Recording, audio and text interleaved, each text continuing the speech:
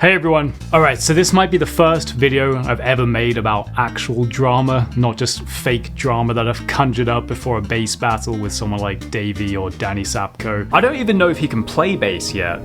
He seems to spend a lot more time talking and deciding his next outfit than actually playing. Maybe a whole video of just playing bass would be a bit too much for him. I almost never talk about topics like this because really I want this channel to be all about making music, collabing with other awesome musicians, and highlighting smaller creators who absolutely deserve more attention. But I did do a collab with Giacomo about a year ago on the song Slapocalypse, and so a lot of you are wondering what I think about all of this craziness that's been happening recently, and I do think it's very clear that a lot of smaller creators have got ripped off, and so I think it's time for me to get involved. I also have a really exciting announcement at the end of this video. I've come up with an idea that I think is going to undo a lot of the damage that Giacomo caused and actually bring about something good from an otherwise quite depressing situation. So please stick with me as I explain this whole scandal and also my experience with Giacomo, and then hopefully you'll see where I'm coming from with my idea at the end of this video.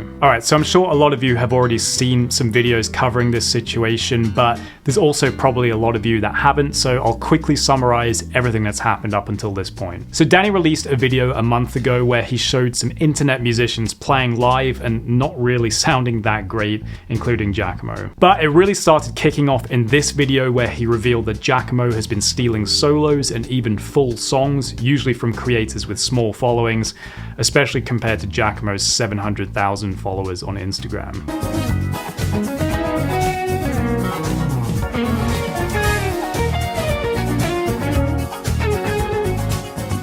Some of the musicians he stole from include Jack Gardner, Alex Hutchings, Tiago Gomez, Marco Boldi, and many, many more. A lot of the time he wouldn't even mention or tag these musicians anywhere in the video, and then when those musicians would call him out, he would just say something like, "Oh, sorry, I didn't realize you're on Instagram," or something like that. And just to make things worse, he was even selling the tabs for these solos on his Patreon account, which is not just dishonest, but also definitely affects the livelihoods of these smaller creators. Until I found something a little bit more sinister, and that was the fact that Giacomo was selling the transcriptions of that solo and a backing track alongside a number of other artists' work over on his website.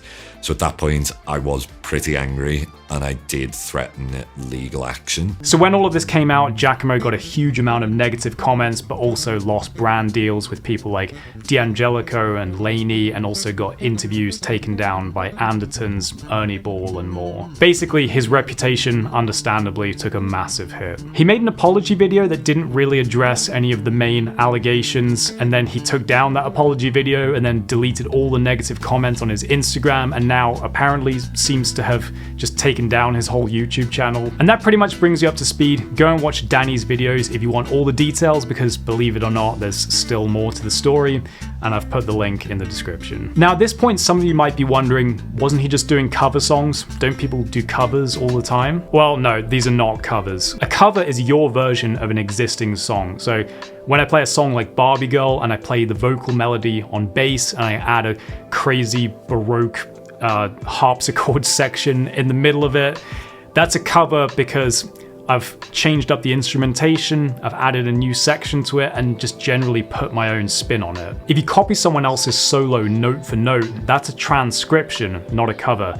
And there's absolutely nothing wrong with transcriptions. In fact, jazz musicians have been transcribing legendary solos for decades as a method of musical growth. But if you post your transcription on social media, you need to give a lot of credit to the original musician. You're not really adding that much to the creation, you're just copying it, which is good learning experience for yourself, but you really need to make it very clear that you copied it note for note from another musician. And even if you're doing a cover, you should still credit the original artist.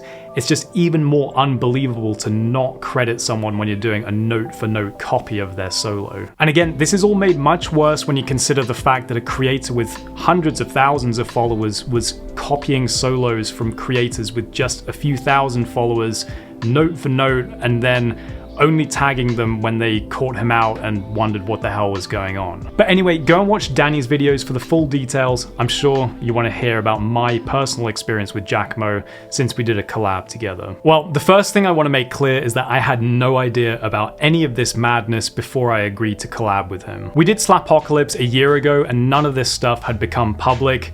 I've honestly never seen anything even remotely resembling this in my 10-year career of being a professional musician, and so I didn't think I had to do a full background check on the guy. Maybe that's something I'm gonna have to do in the future just to be safe. But at this point, Giacomo's done tons of collabs with really awesome musicians like Vincent Garcia, Guy Bernfeld, Marcin, and he even opened for George Benson at the Blue Note in Napa. I can pretty much guarantee that none of these guys knew about Giacomo's antics before agreeing to a collab. But anyway, back to Slapocalypse. So I wrote the main elements of this song about 3 years ago and put it in a video called Slap Bass with Wah Sounds Dangerously Funky.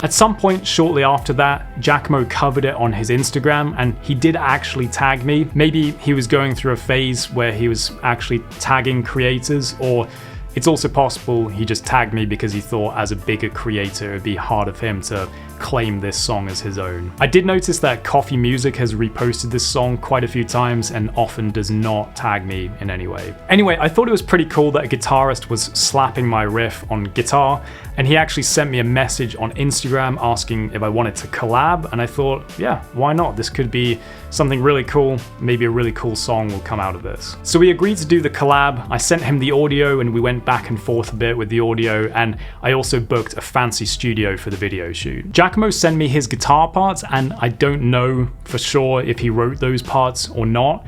There's a lot of sections of the song, like the main hook and the slap breakdown that happens about halfway through the song, where he's just doubling what I'm playing, so I technically wrote those guitar parts.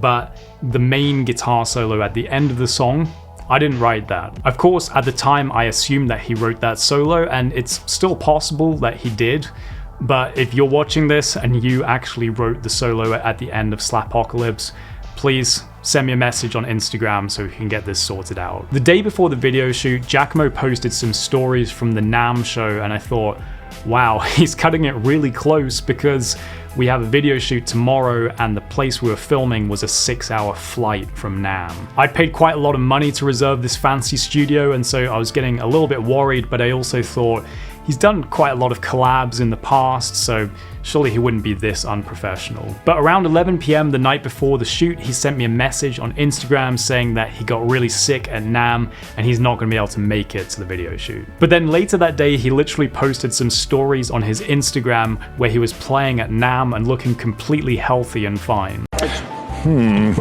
To me, it was quite clear that he had just chosen to play at NAMM instead of doing our video. This obviously caused me to lose money, it made me look unprofessional to the studio, and it meant that we had to go through the hassle of rescheduling the shoot and paying twice as much money for it as we had originally planned. This was all annoying and disrespectful, but nothing compared to stealing solos from smaller creators and then selling their tabs as your own and giving them zero credit for any of it.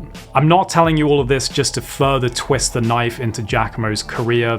Everyone makes mistakes, and if this had just been a one-off thing, I would have happily never mentioned this to anyone else ever. I just want to give you my perspective and let you know that this experience, along with all of the evidence that Danny has laid out and my own personal interactions with some of these creators, has made it clear to me that Giacomo was completely in the wrong here. He clearly has a pattern of taking advantage of people, and he's been given tons of opportunities by people like Jack Gardner and Levi Clay to change his ways, and he hasn't taken any of them. I started my YouTube channel in 2013, and I was posting for about 6 years and barely getting any views.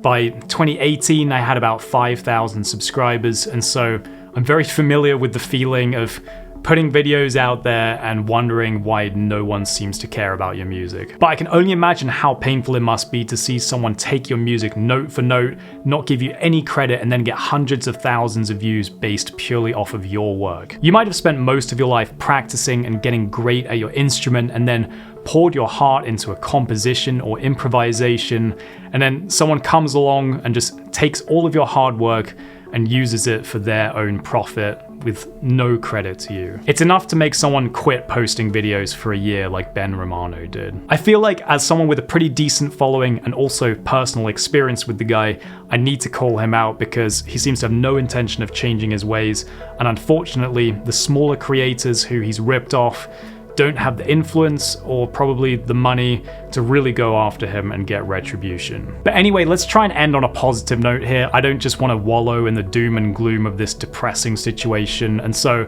I'm happy to announce that I'm going to be re-recording and re-releasing Slapocalypse with some of the creators that Giacomo stole from. Alex Hutchings and Jack Gardner have already agreed to this, but ideally I'd love to get as many of these creators involved as possible, so if you've had any of your riffs stolen by Giacomo, please send me a message on Instagram and let's make some music together. Basically, it seems like you guys really like Slapocalypse, I love it too, and so I thought the best solution would be to just re-record it rather than deleting it from existence completely. That way, you all still get to listen to it, and hopefully we also get tons of views and attention for the people who had their music stolen. And of course, we're not just going to re-record Giacomo's parts as he played them, because then we would actually be ripping him off, assuming he wrote those parts. The parts I wrote will probably stay mostly the same, and then Jack, Alex, and whoever else ends up on this project will write their own stuff, and I'm sure it'll sound incredible. So stay on the lookout for that, and please watch and stream it when we release it, because I really want to turn this drama into something positive. Okay, that's all I have to say about this. Thank you guys for watching, and I hope I made everything clear. I just really feel like you deserve to hear my perspective on this, since I did a collab with him that got quite a lot of views. Looking forward to just getting back to playing some music and having fun. Check out the description for links that will help you understand the situation fully. Have a great day, and I'll see you in the next video.